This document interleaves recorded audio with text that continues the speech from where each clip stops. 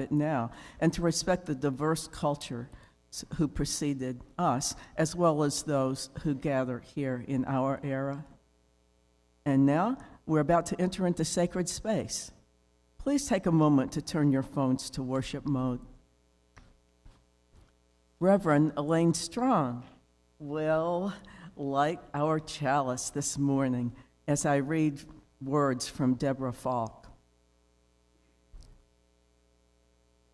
The chalice lit among us is a beacon of hope in a world of crisis, a beacon of possibility made manifest in community, a beacon of warmth through our interconnections, a beacon of light illuminating our shared vision, our shared wisdom, a beacon of connection being together.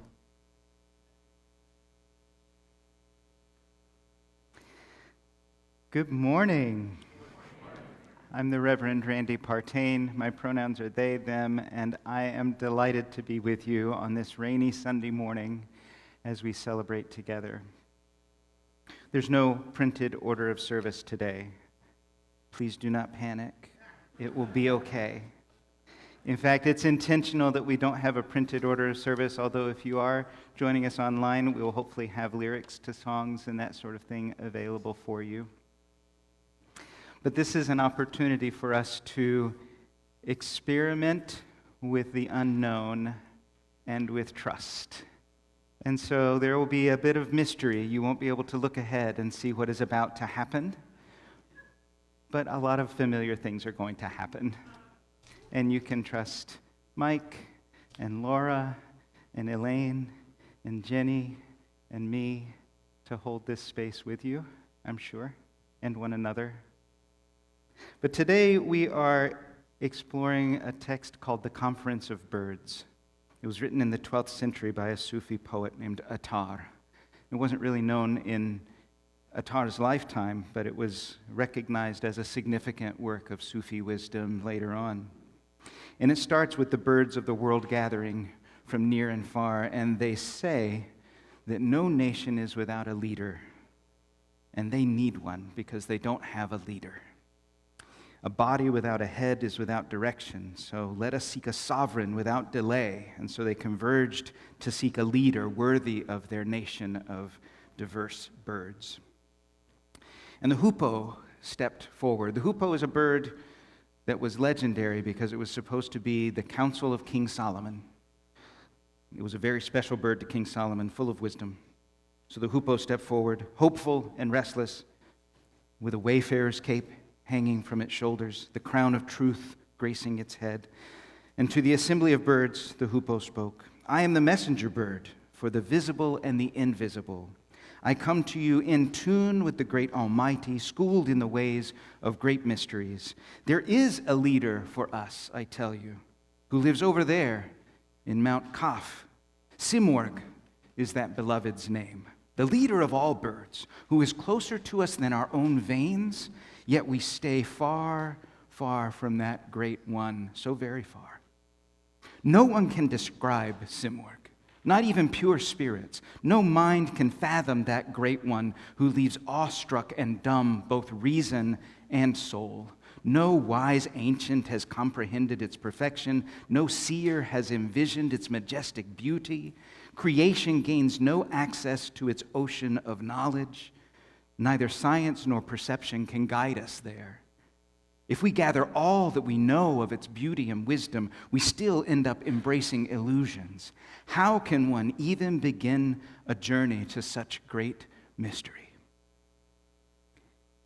And then, as one might expect, the hoopoe tells the birds how to begin such a journey toward great mystery.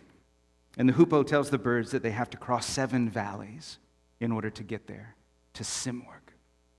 And the first one is the Valley of the Quest, where the seeker begins the journey by casting aside all the dogma, belief, and unbelief they might carry with them.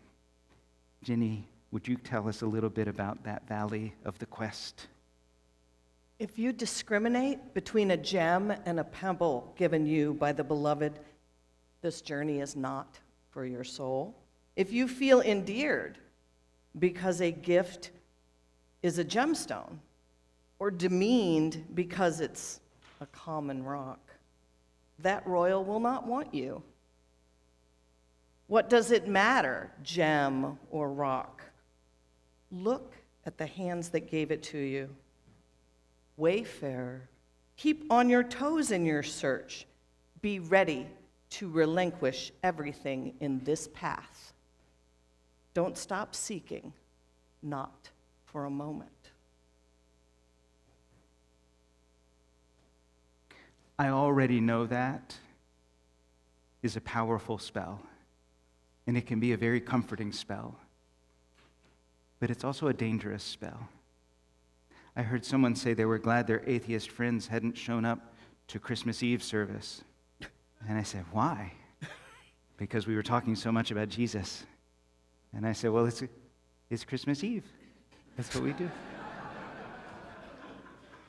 But I know that feeling of saying, I already know all that I need to know about Jesus. I don't need to hear anymore. I already know all that I need to know about God. I don't need to hear anymore. I already know all that I need to know about churches or community or spirituality. I've already done that work. And Atara is saying that work is never done. You do not know all that you could know. You have not seen all that you can see. The beloved is giving you a pebble, and it is as precious as a gemstone. So with that in mind, with that hopefulness and openness, we are going to sing Find a Stillness. I think it's going to be easy enough for you to sing without having words in front of you, but Mike will guide us through it. No, Mike won't guide you through it. I'll guide you through it, because Mike, it's 352 in the hymnal. Mike says, guide yourself through it. 352 in the gray hymnal. But before we sing together, let's greet one another and let people around you know, I am glad you're here with me today. You want to go ahead and do it?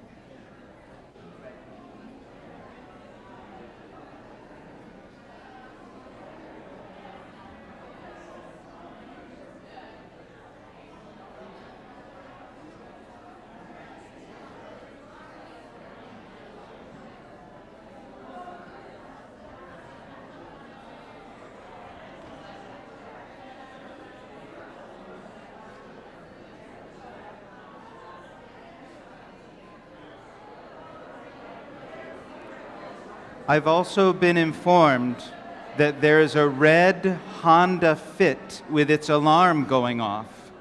There is a red Honda Fit in our parking lot with its alarm going off. If you need to tend to it, which Jenni might be doing right now,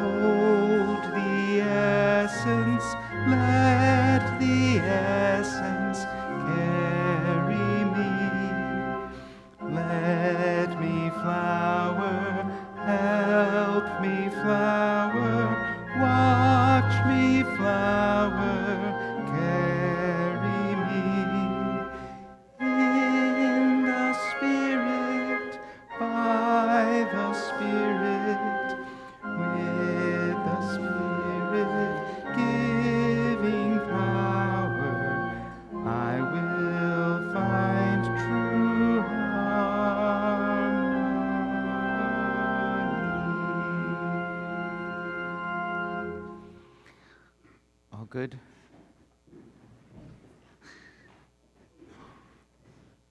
The hoopoe begins to tell about all of the valleys that the birds are going to have to traverse, warning them ahead of time.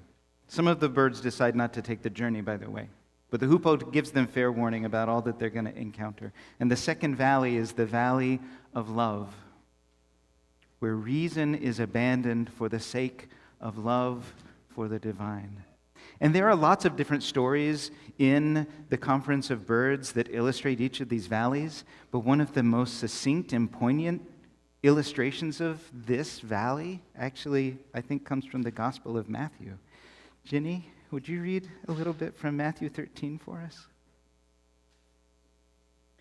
The kingdom of heaven is like a jeweler on the lookout for the finest pearls.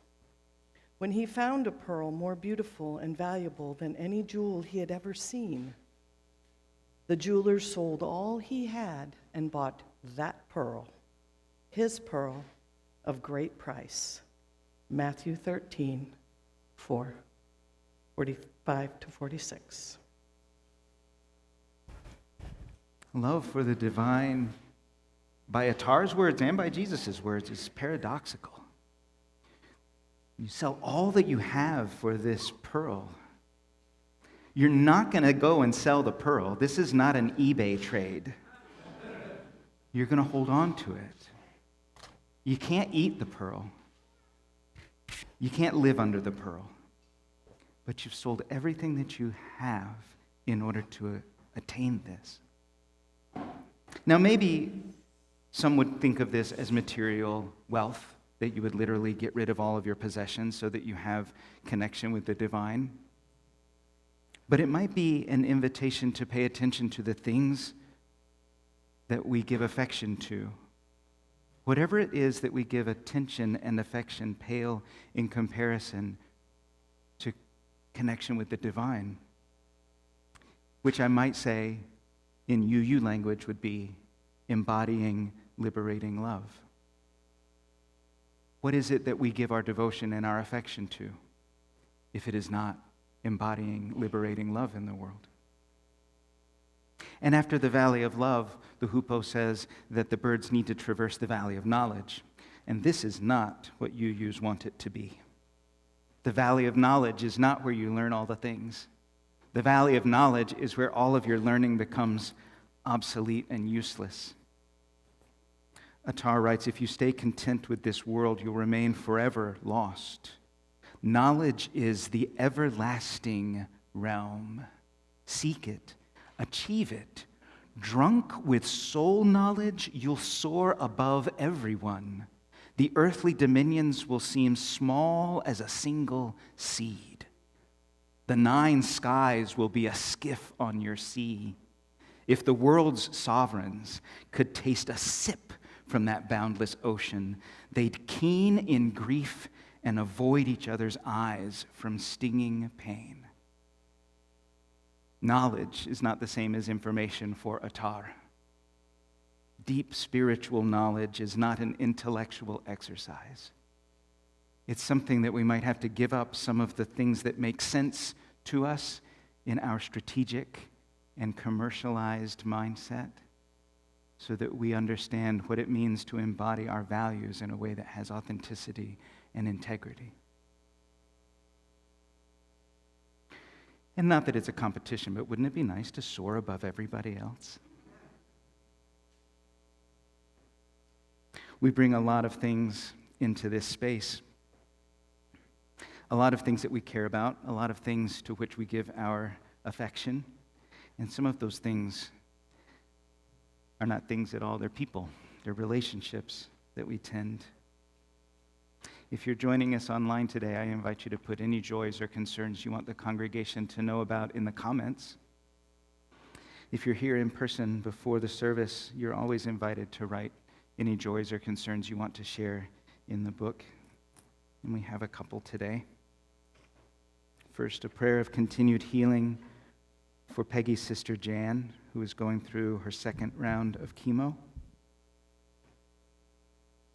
And a stone of gratitude from Peggy's brother-in-law Tom for the healing sent after his recent foot surgery. And also we send warm, healing, get well thoughts to Jack Ullman, who is in the hospital in Cape Coral, Florida, with the flu. And special gratitude today for Ellen Putman.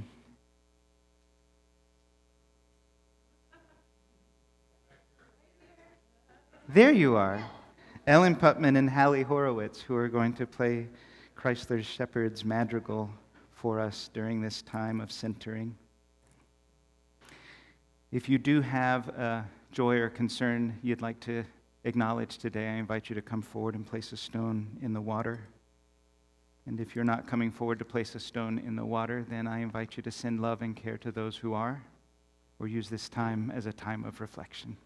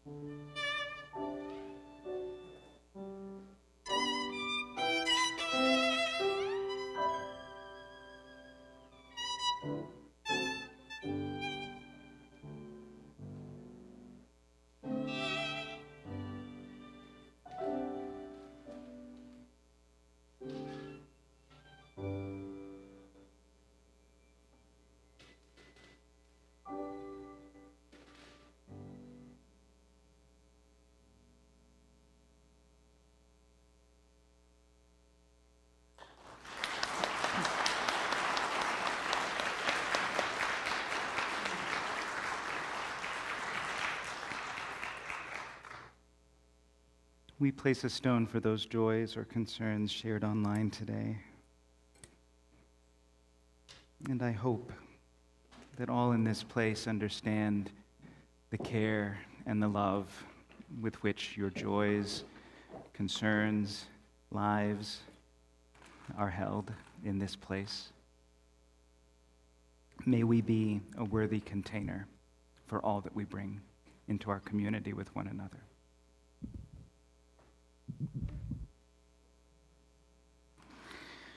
Our birds have been warned that they have to go through some valleys. The hoopoe has told them about the very first valley where they have to give up every belief and dogma and assumption that they have, and then the valley of love where they are in utter devotion to the divine, and then a valley of knowledge where it's not what you think it is. It's not about the intellectual understanding and the strategizing. It's about something deeper. And then there is the valley of detachment, where the hoopoe says, all desires for, attachments to, and assumptions about the world are given up. Look, wayfarer, possessor of sight, where is Mohammed? Where are Adam and his descendants? Where is all we have named great and small? Where is sky? Where are mountains? Where is earth? Where are the angels? Where is Satan? And where are the people and kingdoms? Where are the countless bodies made of dust? Where are all the pure souls now? At the hour of your death, tell me, where is the body? Where is the soul? Where is anything? Where is anyone? If you sift through what is in both worlds and 100 more, in death's kingdom, you'll find nothing remains in your sieve. The hoopoe is saying, we're all going to die, but very poetically, things pass away. We have limited opportunity to do the things that we want to accomplish in this world.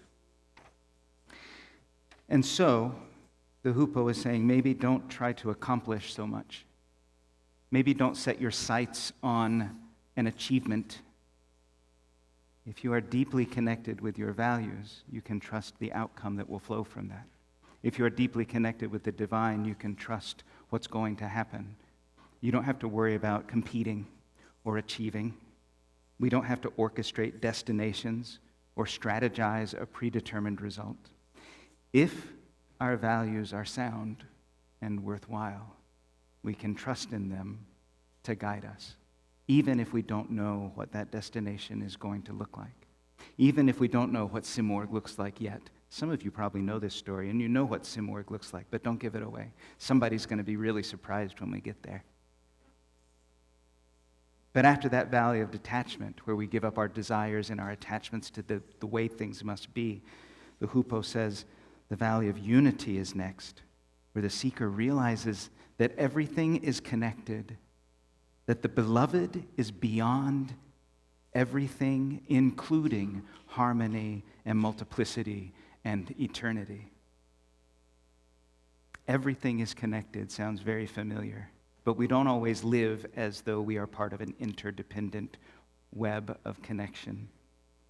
So, Attar offers a few stories.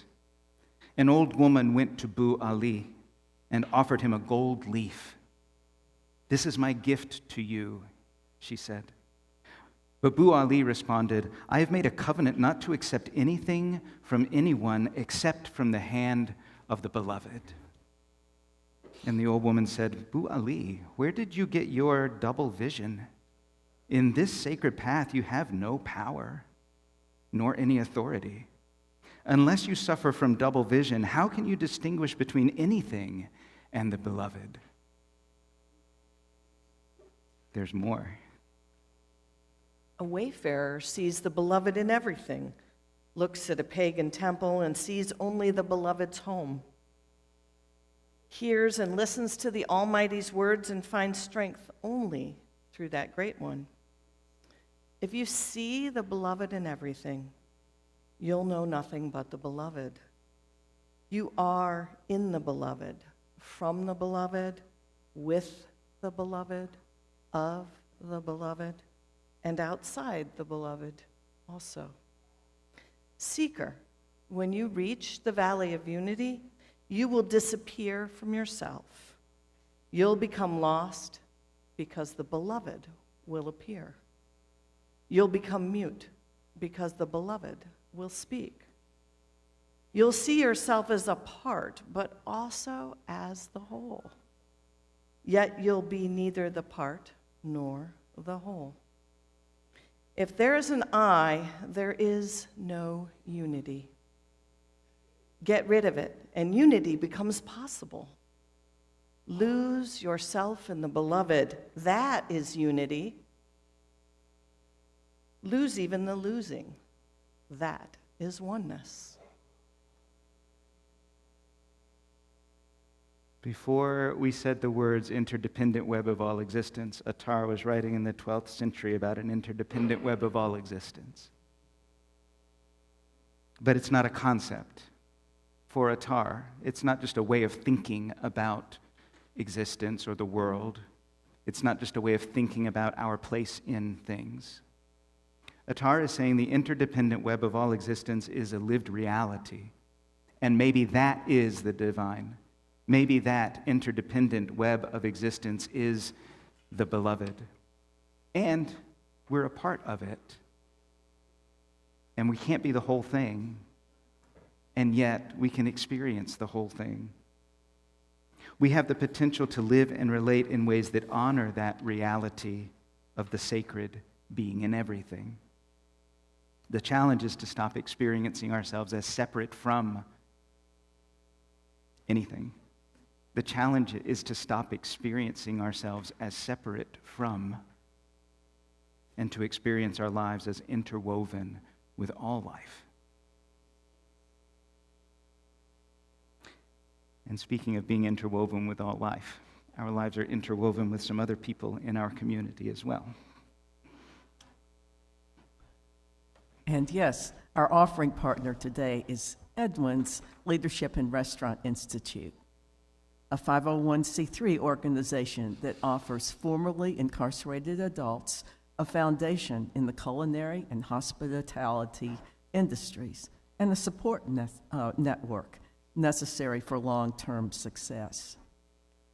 Founded by Brandon Chostrowski in 2007, the driving principle behind Cleveland-based organization is that every human being, regardless of their past, has a right to a fair and equal future.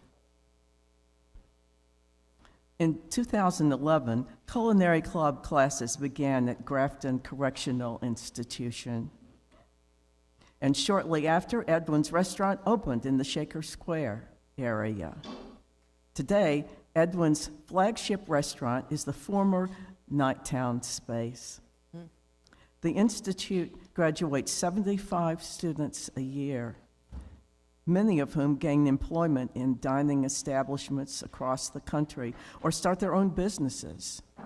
Alumni Carissa Smith exemplifies the impact of the program. A former felon, she mastered French culinary techniques and gained confidence to pursue opportunities in kitchens and cruise ships. Please place cash or checks payable to UUCC in the collection plate as it goes around. You may also contribute electronically. Direct Zelle contributions to donate@uucleveland.org. Direct Cash App's contributions to $UUCC 44122. Indicate on the memo line if your contribution is for today's plate, Edwin's, your annual pledge, or something else.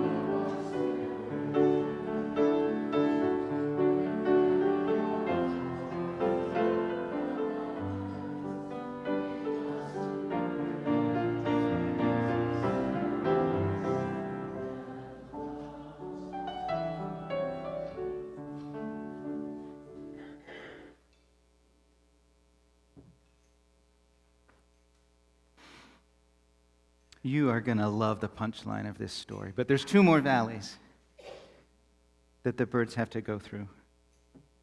The hoopoe says you have to pass through the valley of wonderment, where entranced by the beauty of the beloved, the seeker becomes perplexed and steeped in awe and finds that they have never known or understood anything. Attar writes, if anyone asks, what should I do? Reply, stop doing whatever you've been doing. What are you distracting yourself with now? What are you aiming for now? What are you creating anxiety for yourself about now? Stop doing that. Whatever you do, stop doing what you're doing right now. In this valley of wonderment, Attar writes, I know nothing. I wish I did. If I knew, I'd be bewildered. In the valley of wonderment, complaints reshape into thanks, infidelity shifts into faith, and faith morphs into infidelity. That doesn't sound good. Infidelity doesn't sound good. And yet, there are things that we are faithful to. There are habits that we have given ourselves to that may not lead us where we want to go. We are sometimes faithful to the ways that we protect ourselves from one another, or the things that do not lead us in ways of liberating love. So can we surrender artificial constraints on what it means to fully live into our values, even if it takes us away from our habits and the well-worn paths? Can we be filled with wonder at what liberating love might look like? The 7th valley, the last one, before the birds reach Seaburg, also sounds like a horror movie. It's the valley of poverty and annihilation. No kidding. Where the self disappears into the universe and the wayfarer becomes timeless, existing in both the past and the future. Attar writes, when the ocean tosses and breaks, how can patterns that shimmer on the surface endure? Both worlds are reflected in those patterns dancing on the sea. Lose yourself in this ocean. Find solace in your lost state, and a calming oblivion will embrace your heart. When your soul is absorbed into the ocean, it is saved from its own oblivion. That's when creativity abounds and the mysteries of life begin to unveil. If you come to it as a pure drop, Attar says if you come to this ocean as a pure drop, not because some people are born pure, but because some people are prepared. If you come to this ocean as a pure drop, prepared for it, you'll lose yourself in the ocean, becoming one with its vast water. The ocean's currents will become yours too, its shining beauty yours. You will be and not be. Attar also illustrates this valley with the parable of the moths.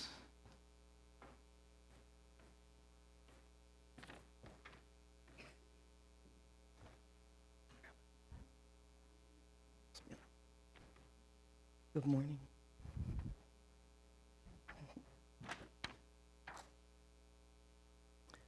So the moths of the world gathered one night, seeking to know the candle. They said, let's send one of us back or out to the candle, and then they can come back and share the news with us. So a moth was elected, and it traveled far to a distant place. This distant place was lit by candlelight, and when the moth returned, it opened its notebook and reported its findings, all it had observed, all it understood about the candle and its light. Oh, one of the moths among them, an eminent critic, said, this moth fellow has no idea of what a candle really is. So another moth was dispatched. It found a candle and flung itself towards the flame. Its wings fluttered against the heat. The candle conquered and the moth retreated.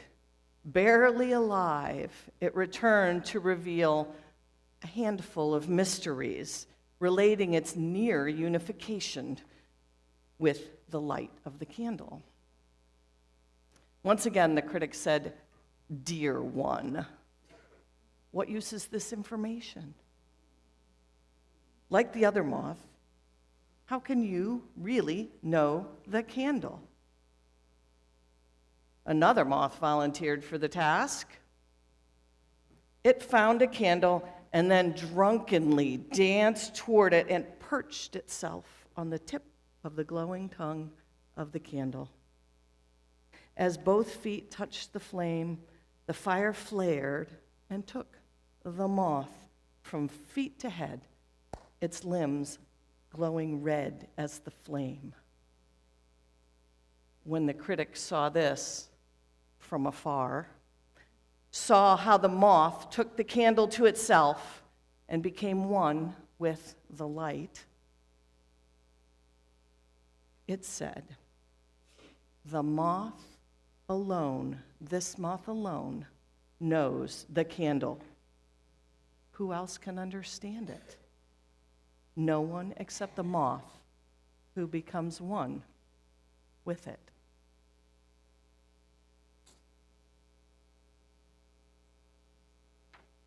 Somebody is going to walk out of here today and say, "Reverend Randy, the last Sunday before they were here, before sabbatical, told us to set ourselves on fire."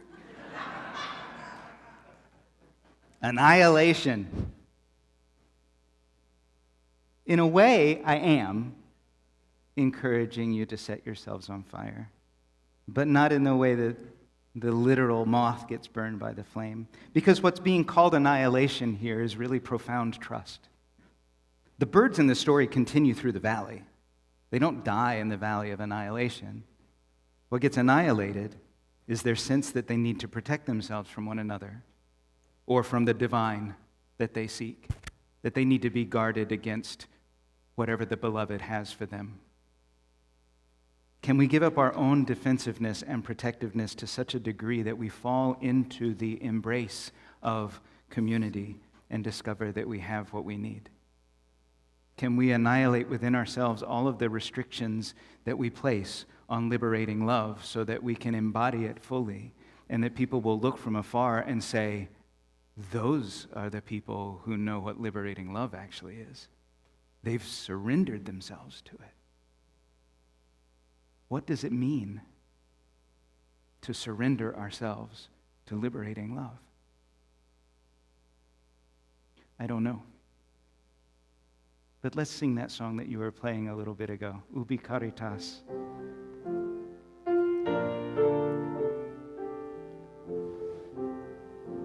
Should we have them look in a book, or are we just going to lead them? I think this one we can do. The words are Ubi Caritas et amor, Ubi Caritas Deus ibi est. It means where charity and love abound, God is there. Ubi caritas et amor, ubi caritas Deus ibi est, ubi caritas et amor, ubi caritas Deus ibi est, ubi caritas et amor, ubi caritas Deus ibi est. Once more. Ubi caritas et amor, ubi caritas Deus ibi est.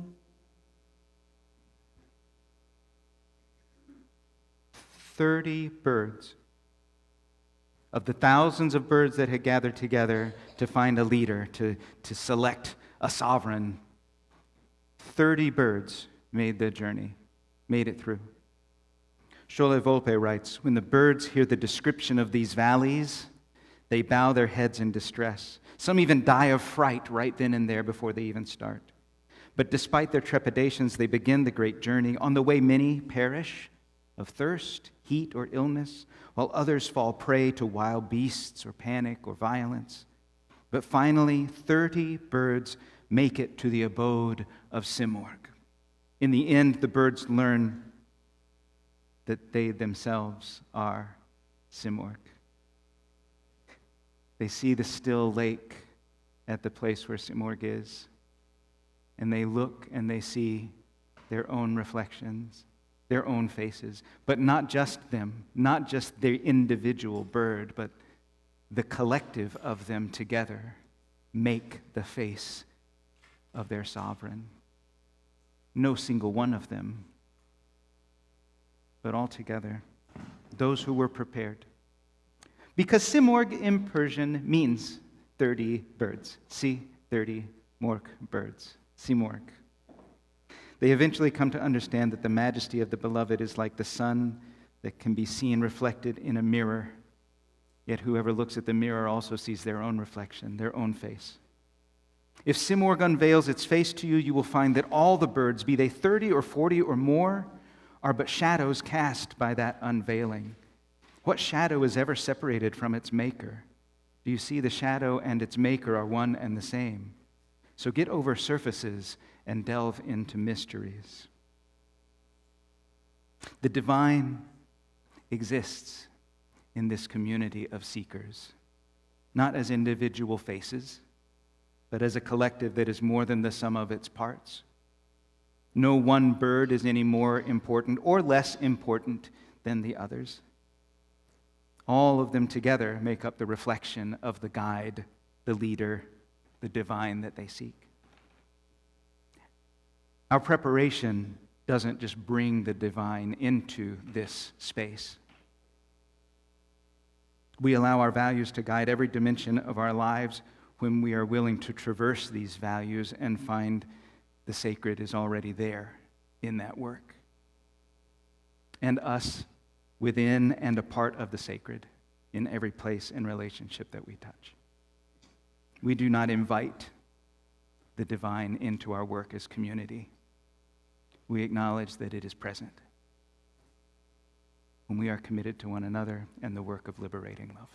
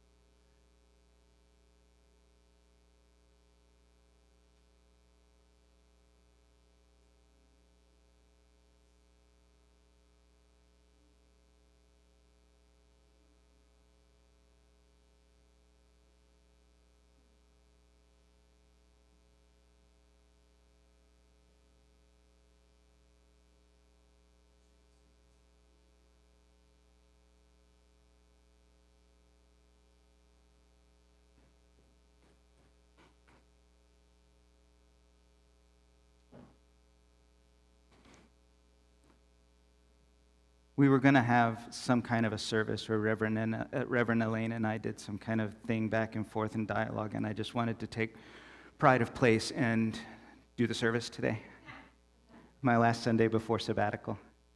But I also wanted to be able to offer a blessing to Reverend Elaine and to you during this time. For those of you that have not met Reverend Elaine Strawn, this is Reverend Elaine Strawn.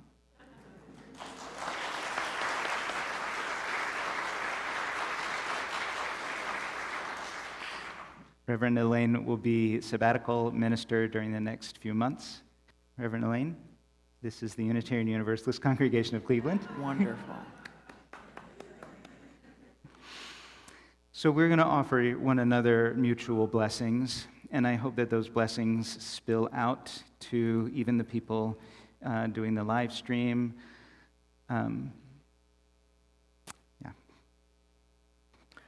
May I bless you? Please. In this very holy time, about 20 days after the celebration of the enlightenment of the Buddha, about 10 days after the last light of Hanukkah burned out. About 8 days since we greeted the sun back into the world of our daily lives. In the 4th day of Christmas and in the 3rd day of Kwanzaa, there is light and presence and a journey. This morning, people might have noticed that it was raining. There are religious traditions that would say that the light that falls is a universal blessing. We are Unitarian Universalists as long as we do so with integrity and with open minds. We can interpret that as we wish. And this morning, I wish that as a universal blessing on you and on Joy as you travel. You will go on a pilgrimage. You will be vulnerable and wonderfully overwhelmed. You will be inspired.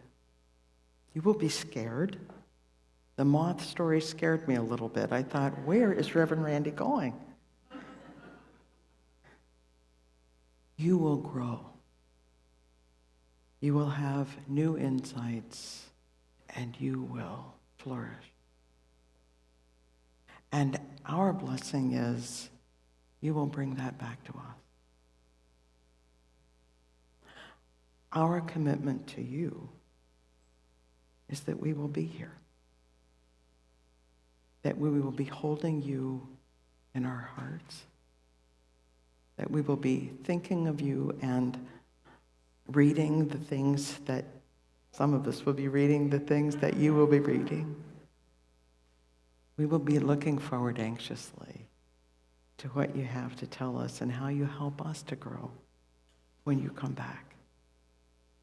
You go on this journey alone, but not really. Because in so many ways, we're all going with you. And while you're gone, we're going to grow a little bit too. We don't know how or why, but we will because we do. I bless you so deeply as you take this journey. Thank you. Thank you. May I bless you? Oh, please.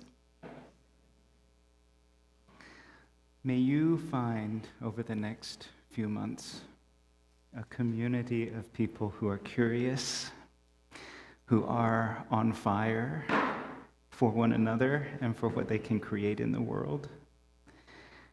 May you find places where your presence is enough. And may you find that there are trustworthy allies all over the place doing work alongside you. I find that on a regular basis. May you play. May you enjoy the time here in a way that nourishes you as much as it nourishes others. There are some big conversations that are going to be happening here over the next few months. And so my blessing upon you is that you will find a community prepared to do that work in collaboration with one another, and that when they need guidance back into covenant, that you will find it easy to point the way and say, this is what we've promised to one another, and that they will say, oh, that's right. Lots of light bulbs. Yes. Is my blessing, my hope for you. I could not have wished for a better companion for this community during the time that I am away. I am so grateful for you being alive and willing, and just your presence is so meaningful. And I am deeply, deeply grateful that you said yes. Thank you. And thank you for the honor. Thank you. You all are going to be blessed by Elaine's presence, I'm sure, and by one another's presence. But as Elaine said, We don't actually know what is in store. Just like this service, you didn't actually know what was going to happen. We got guided through it, hopefully well enough. But we should sing more. So I invite you to rise, embody your spirit as we sing Wo-Ya-Ya, which is number 1020 in the teal hymnal. It should be there for you if you're joining us online. Thank you, thank you, thank you.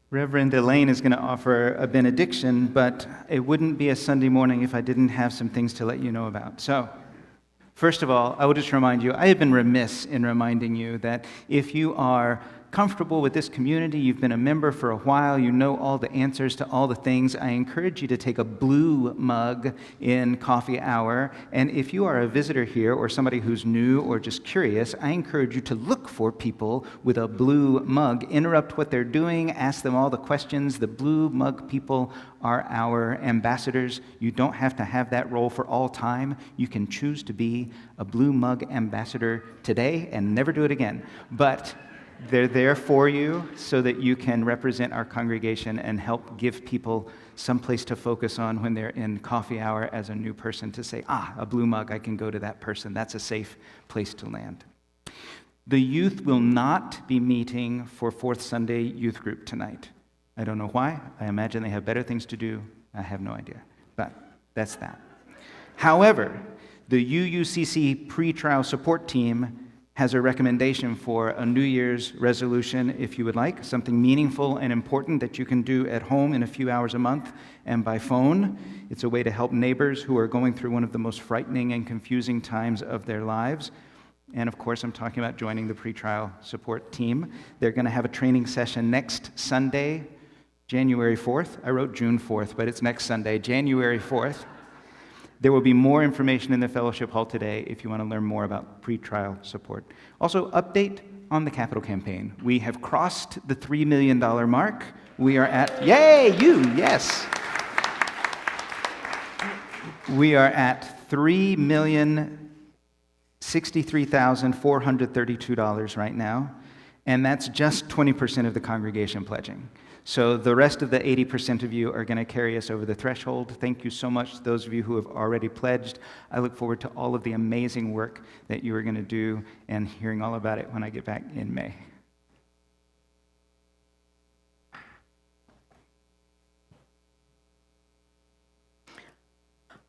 Oh, I so look forward to dancing with you, to growing from you, and Laura was a great ambassador because she has got me through this service without an order of service.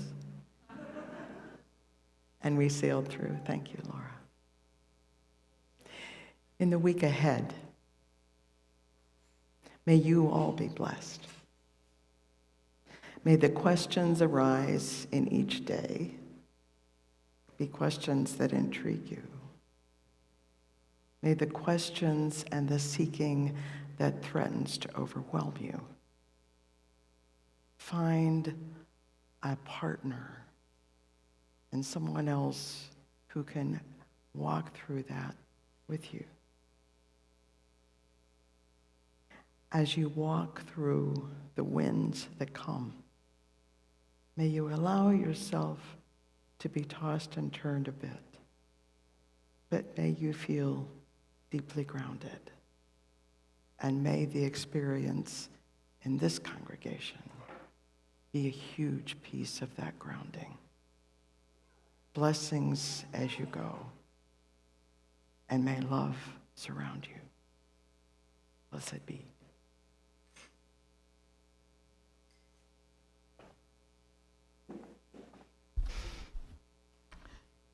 You're invited now to join me in reading these words as we extinguish the chalice.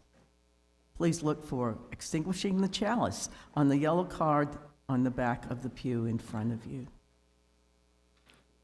We extinguish this flame, but not the light of truth, the warmth of community, or the fire of commitment. These we carry in our hearts until we are together again.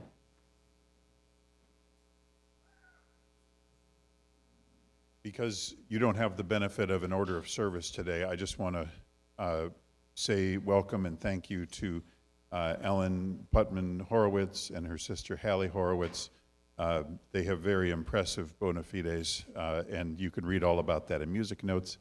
And I'll tell you also that their postlude that they're playing for you today is Nocturnal Tangier by Leopold Godowsky, written about 100 years ago, and then as a piano piece and arranged for piano and violin by Fritz Kreisler. So Hallie and Ellen, I'll let you say the rest with your music.